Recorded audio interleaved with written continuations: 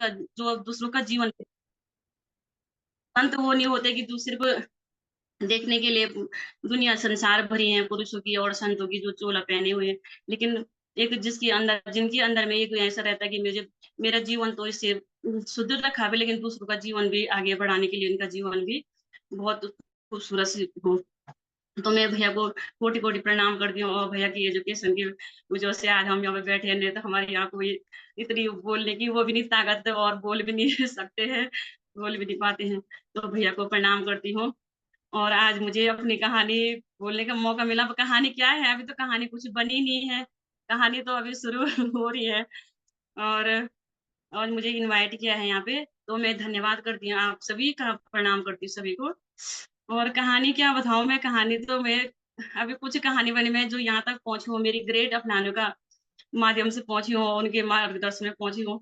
जैसे उन्होंने बोला मैं 10 वैसे 10 वही किया, और कुछ मेरे से कुछ मेरी ऐसी, न तो मेरे पास ऐसी एजुकेशन है, न मैं तो उतना कर सकती हूँ, लेकिन उनके मार्गदर्शन में चल रही हूँ यहाँ तक।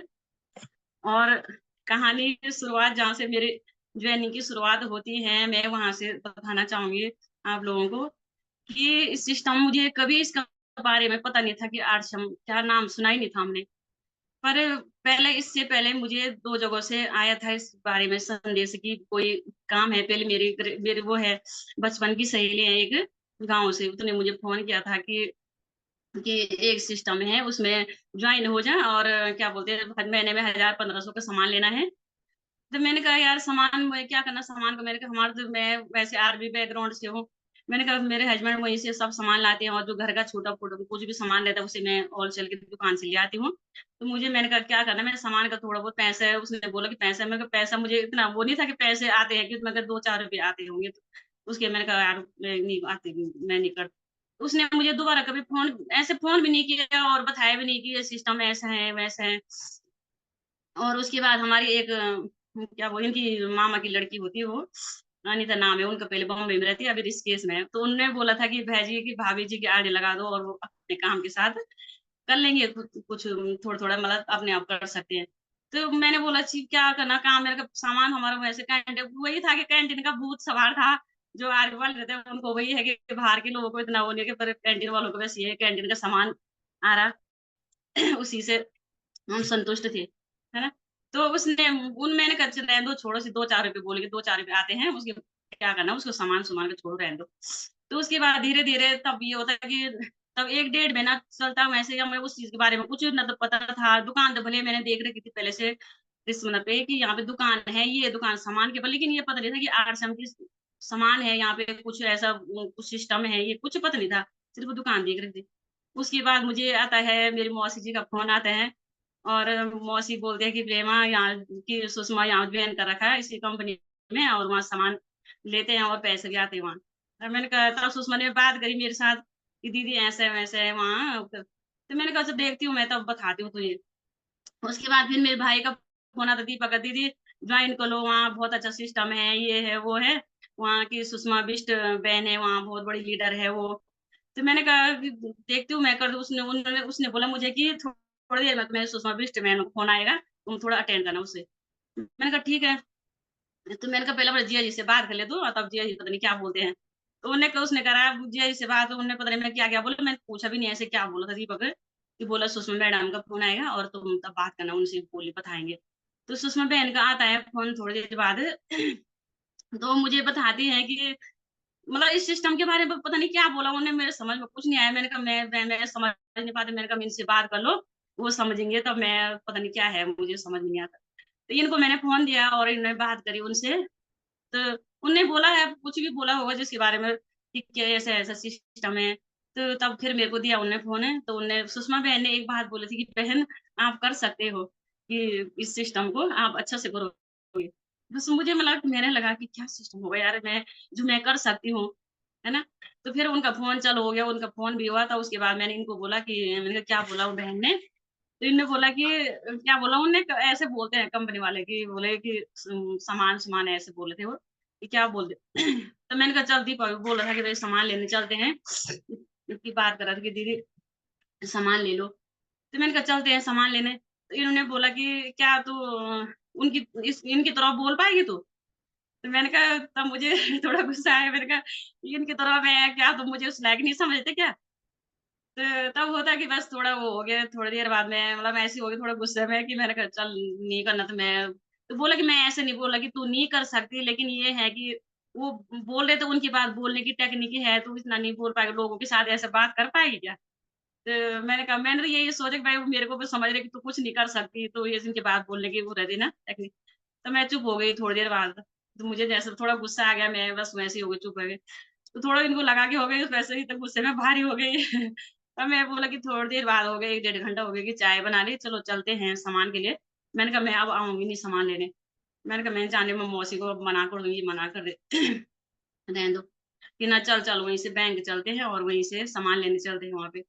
तो गए हम थोड़ा बैंक में गए, वहीं चक्कर मारे, उस समय हमारा थोड़ा घर का मतलब ऐसे डिस्कस चल रहा था कि घर बनाने का, कि घर बनाते हैं, क्या होगा, कैसे होगा, लोन-लान के चक्कर में, कि वहीं से 2 काम निपट जाए चल।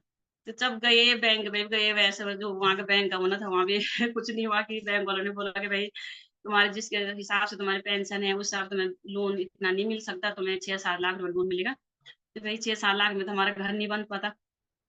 तो उसके बाद चल गए हम सामान लेने, सामान लिया हमने, मैंने तेल नहीं था घर में बचा हुआ, और मैंने पहले तेल का डिब्बा पकड़ा, एक 5 लीटर का, और एक 10 किलो की चावल की थैली, और थोड़ा बहुत और सामान, और ले आए घर उसको, थोड़ा बहुत भारी वो जो 2000 से ऊपर 21-2200 का सामान आया होगा। ले आए घर, तब धीरे-धीरे बस चलता रहा, फिर आरडी लगी, और तब फिर मेरी रिम्पी बहन से मुलाकात होती है, और एक लीडर हमारी और थी, वो अब है नहीं सिस्टम में, पर उसने मुझे बहुत सपोर्ट किया शुरुआत में, बहुत ज़्यादा उसने मुझे सिखाया, मतलब बार-बार फ़ोन करती रहती थी। तो मैं चल बस हो गया, वो सामान लाए, तेल खाया तो तेल अच्छा लगा, कि ये अच्छा हो रहा है, चावल भी ठीक लगे, जैसे घर के चावल हमारे गाँव के होते हैं, उससे मतलब एक खाने में अलग से स्वाद आता है उसमें, वो भी अच्छे लगे। तो धीरे-धीरे चल तेल खाते रहे, फिर आया जब फरवरी में मेरी ट्रेनिंग लगी थी 2022 में 3 तारीख, और उसके बाद धीरे-धीरे चलते रहे, बात होती रही लीडरों से, और उसके बाद मार्च का महीना आया। मार्च के महीने में तब रिम्पी बहन बोलती है कि बहन कि जिम कॉर्बेट जाना है, ये करना, वो करना, कि वहाँ के लिए इतना करना। तो मैंने कहा जो भी होगा, मैं जैसे मतलब मुझे नहीं था पता कि जिम कॉर्बेट क्या होता है, क्या करना है, कितना बीबी करना, उस समय बीबी होता था नाम, कि बीबी। तो मैंने एक दिन उनको मैसेज किया, ये बीबी क्या हुआ था? मेरी समझ में नहीं आ रहा है। तो उन्होंने बोला कि बीबी जो हमारा बिज़नेस बनता है उसको बीबी बोलते हैं, अब बीबी हो गया, पहले बीबी था ऐसे उस समय। तो बहन ने बोला कि जिम कॉर्बेट जाना है और आपको इतना-इतना पे तो कि गामा ले लो दीदी, गामा ले लो, न्यूट्रीचा ले लो, उससे क्या बोलते हैं किसी को। तो मैंने सोचा समझा कुछ भी नहीं है, घर का सामान जो पहले से कैंटीन का भी पड़ा रहता था, और वहाँ से भी मैं थोड़ा बहुत ले आई। उस समय दाल-दूल भी बहुत महँगी, मुझे शुरुआत में बहुत महँगी लगी, दाल के छोटे-छोटे पैकेट है, तो बहुत महँगे हैं। शुरू में नहीं लाई थी मैं दाल, पर धीरे-धीरे अब खा रहे तो अब तो बाहर का तो कुछ स्वाद अलग ही हो गया उसका, है ना? तो वो हुआ कि तब उसके बाद गामा लाई मैं, ले आई मैं, पता नहीं पूरे मैंने 12 पता नहीं कितनी डब्बियाँ, 12 की 13 डब्बियाँ उठा के मैं रख दी अलमारी में, 10,000 की भी करना था, और अलमारी पर रख दी। तो इन्होंने एक दिन अलमारी खोली कि यार तेरी क्या दुकान सजा रखी है, ये क्या ला रखी है इतने सारे गामा-वामा। मैंने कहा कि मैं दे दूँगी, इधर-उधर दे दूँगी, कोई बात नहीं, घर में मैं भी यूज़ करती हूँ, निको लो यूज़।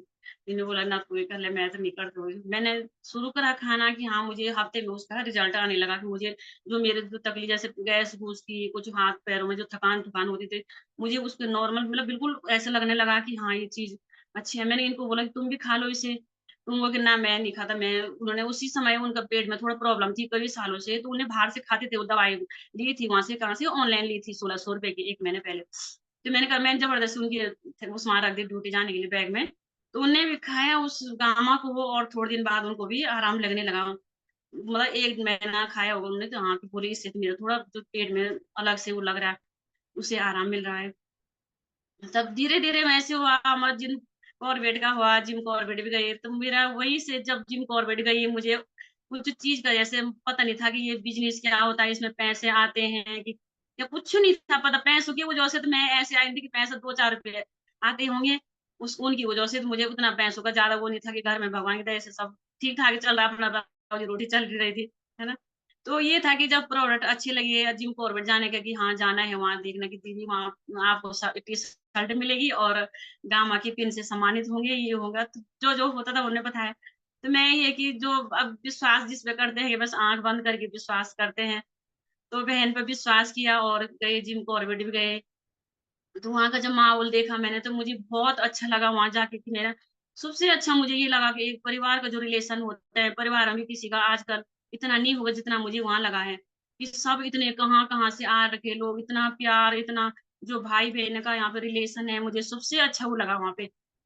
कि कितना प्यार है, चाहे कहीं से बाहर से आ रखे भाई लोग, कहीं से हमारे जो साथ में जा रखे, उनका इतना प्रेम कि मेरी अपनी सगी बहन है ये, है ना? तो मुझे सबसे अच्छा ये लगा।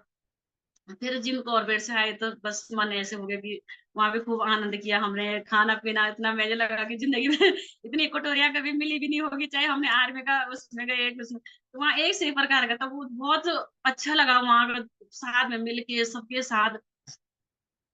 बस वहाँ से भी आए फिर अपना जो है वहाँ का जो वहाँ यादगार चीज़ ज़िंदगी भर रहेगी वो चीज़ें। और भैया ने पूछा था उस समय मुझे याद ये चीज़ भी याद रहती है कि रही कि वहाँ पे बोला था कि सब बैठे हुए थे हमारी टीम के और बोला था कि तुम क्या बोलते हो, कहाँ तक किसी का मतलब जाने का कहाँ तक तुम्हारा वो है टारगेट है, कहाँ तक मतलब कहाँ तक पहुँचने का वो है तुम्हारा। तो सबने किसी ने बोला स्टार पिन, किसी ने बोला रॉयल्टी मतलब जो भी है, मुझे उस समय किसी के बारे में पता नहीं था कि क्या रॉयल्टी होती क्या वो मैंने तो मेरी बारी भी आई, मैंने कहा भैया मुझे तो पता नहीं कि बिगिनर भी क्या होता है, उस समय बिगिनर तो बन गई थी, लेकिन बिगिनर का पता ही नहीं था कि बिगिनर होता कैसे? क्या होता है इसकी मतलब क्या होता है इसका? है ना? तो मैं स कहती हूँ कि अपनी अपलाइन का स हाथ पकड़ के अपनी अपलाइन की उँगली पकड़ के चलना सीखना है हमें और हमें आँख बंद के उन पे विश्वास करना है। जैसे हम हमारे क्या बोलते हैं माँ-बाप होते हैं, हमारे बच्चे हैं, तो उनको घर के बारे में कुछ पता नहीं रहता, है ना? उनको सिर्फ़ खाने से पता रहता है कि हमें खाना है, मम्मी कुछ भी मम्मी-पापा जो भी चाहे कुछ भी करे, कर्ज़ ला रहे, कुछ भी करे, कुछ कोई भी हो माँ-बाप, है ना? तो बच्चों को कुछ पता नहीं रहता। हमने अपने अपलाइन पे यही विश्वास करना है और उनके साथ जैसे वो बोलते हैं वैसे करना। वो हमारा बुरा कभी नहीं चाहेंगे। बस मुझे अभी तक कुछ पता नहीं है, ना तो मैं मुझे ज़्यादा बोलना आता है, ना मैं कुछ आज पहली बार मतलब बोलने का मौका मिला है और बस अपने अपलाइन का साथ चाहिए, बस आपका आशीर्वाद चाहिए और आगे तक जाएँगे। बस उन्हीं पे विश्वास करके जहाँ तक बोलते हैं वो बस वही होता है। मैं अपने अपने हमारी कुछ सोच नहीं रहती मेरी कि मैं वहाँ जाऊँ, वो कुछ नहीं। लेकिन जैसे अपलाइन सोची थी बस वो स मेरे साथ होता है और मैं धन्यवाद करती हूँ। बहन टाइम का मुझे नहीं पता कितना टाइम हुआ आप देखना। कोई थैंक बात यू नहीं सो दीदी, मच।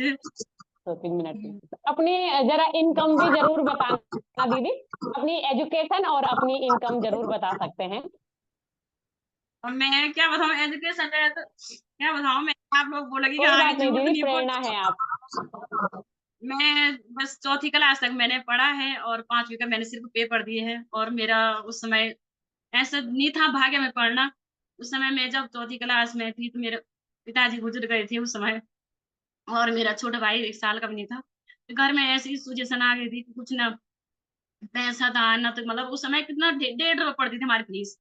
लेकिन छोटा भाई भी था, उस वजह से स्कूल भी नहीं जा पाई, माँ क्या-क्या करती, घर का काम करती कि गाय-भैंस रखे हैं, इस वजह से मैं स्कूल नहीं पढ़ पाई और मैं जो यहाँ से मेरे शुरुआत में बस शुरुआत के बिगिनर तो मैं शुरुआत में बन गई थी मतलब 1 महीना का गैप था उसमें और ₹86 वो आए थे और 2000 रुपए मेरे मतलब बिगिनर का उसी टाइम 2000 रुपए आए थे शुरुआत में।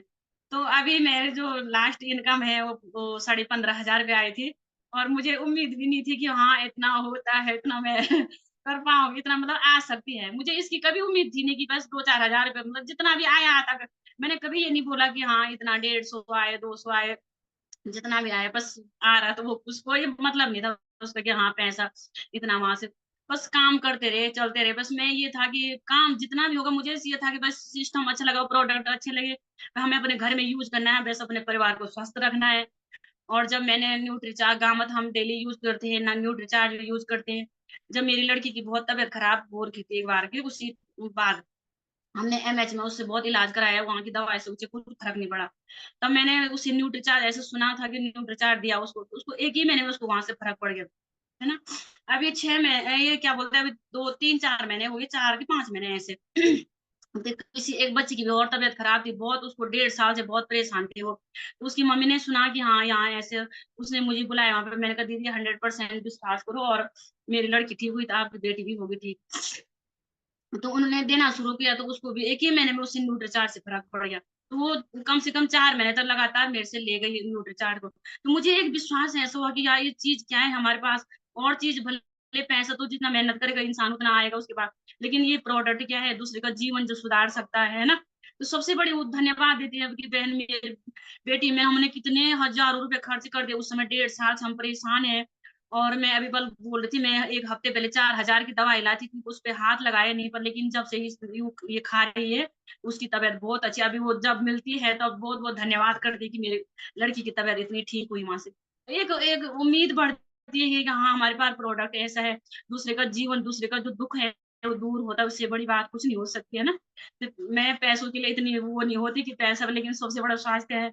और मैं सभी बहनों से कहना चाहती हूँ, आप जो नए हैं सभी प्रोडक्ट यूज़ करें। मैं भी न्यूट्रीचार्ट घर में हमारा चलता है और दामाद चलता है, सब कुछ प्रोडक्ट आज हमारे घर में तो कोई भी एक चीज़ ऐसी कैंटीन की जो मतलब ऐसे अनजाने में लाएँगे तो मैं उसे यूज़ करती नहीं, मैं किसी को दे देती हूँ अपने मतलब कोई भी उनको दे देती हूँ उसे, पर यूज़ करते नहीं हम, है ना? तो मैंने अभी परसों साबुन किसी ने मँगाया था, कैंटीन का सामान। मैं वैसे किसी को बोलती नहीं कि किसी का सामान ले आओ, मैं बोलती जिसको चाहिए आर-आर का सामान ले आओ। मैंने मँगाते भी नहीं, पर लेकिन एक बुढ़िया में है, उनका अपना कार्ड था, उन्होंने बोला मेरे से। तो मैंने साबुन देखी वहाँ की, मैंने घर में आके अपने घर में उसका अपनी जो हमारे साबुन है वहाँ यहाँ की हल्दी और ये चंदन वाली और हमारी ये क्या बोलते हो नीम वाली। तो वहाँ की डिटॉल साबुन ₹31 है 100 ग्राम, और हमारी ये ₹24 की है। तो मैंने इनको भी बोला कि देखो ये इतना तो कैंटीन वालों को हमें मिल रहा है। और जो बाहर सिविल से लोग बाहर के उस प्रोडक्ट ले रहे हैं, उनको कितना महँगा मिल रहा होगा। तब भी लोगों को यहाँ महँगा लग रहा है, ये शुद्ध भी है, सब चीज़ वो है ना? तभी लोगों को खाने में मतलब तकलीफ़ हो रही है कि हाँ, यहाँ महँगा है। क्योंकि महँगा तो अब हमें तो कुछ महँगा लगता नहीं है, कुछ भी नहीं अब बस आश्रम के लिए जीना है, आश्रम जितना भी होगा। बस तो आपने ग्रेट अपलाइन का धन्यवाद करती हूँ यहाँ तक पहुँचाने में जो आपका साथ है। तो बोले मुझे कमी हुई। है ना? Thank you so much. बहुत-बहुत धन्यवाद दीदी। बहुत शानदार कहानी आपकी रही है और आपकी कहानी से जो है बहुत कुछ सीखने को मिला है। आज आपने जो है